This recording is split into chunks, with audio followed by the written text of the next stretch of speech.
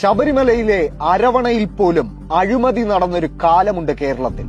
UDFന്റെ ഭരണകാലം. മോശം ശർക്കര ഉപയോഗിച്ച് അരവണ നിർമ്മിച്ചതിനെ തുടർന്ന് 75,000 അരവണ ടിന്നുകളാണ് പൊട്ടി നശിച്ചത്. അരവണ നിർമ്മാണത്തിന് ഉപയോഗിച്ച ശർക്കര പരിശോധനയ്ക്കായി തിരുവനന്തപുരത്ത് അയക്കുകയും ഉപയോഗം നിരോധിക്കുകയും ചെയ്തു. ശബരിമലയിലെ പ്രസാദമായ അരവണയിൽ ചേർക്കുന്ന ശർക്കരയിൽ പോലും അഴിമതി നടന്ന ഒരു UDF ഭരണകാലം കേരളത്തിനുണ്ടായിരുന്നു. 2011 UDF സർക്കാർ അധികാരമേറ്റെടുത്ത മാസങ്ങൾക്കകമാണ് ശർക്കരയിലെ അഴിമതി ആദ്യം പൊങ്ങിവരുന്നത്.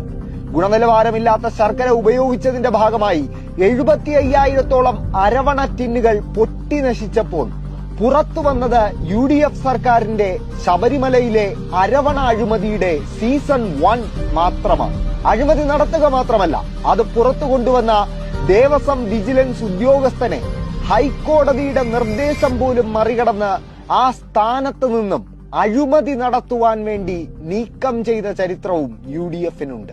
സന്നിധാനത്തെ നിരവധി ക്രമക്കേടുകൾ കണ്ടെത്തിയ ഉദ്യോഗസ്ഥനാണ് CP ഗോപകുമാർ. കഴിഞ്ഞ സീസണിലെ പ്രവർത്തനത്തിന്റെ പശ്ചാത്തലത്തിലാണ് ഇദ്ദേഹത്തെ തൽസ്ഥാനത്ത് നിന്ന് നീക്കണമെങ്കിൽ അനുവാദം തേടണമെന്ന് ഹൈക്കോടതി നിർദ്ദേശിച്ചത്. എന്നാൽ ഈ നിർദ്ദേശത്തെ അവഗണിച്ചാണ് കഴിഞ്ഞ ദിവസം ചീഫ് സെക്രട്ടറിയുടെ ഉത്തരവിറങ്ങിയത്. ഗോപകുമാറിനൊപ്പമുള്ള സബ് ഇൻസ്പെക്ടർ പ്രശാന്തിനെ മാറ്റാനായി ദേവസ്വം ബോർഡ് ഹൈക്കോടതിക്ക് കത്ത് നൽകിയിട്ടുമുണ്ട്.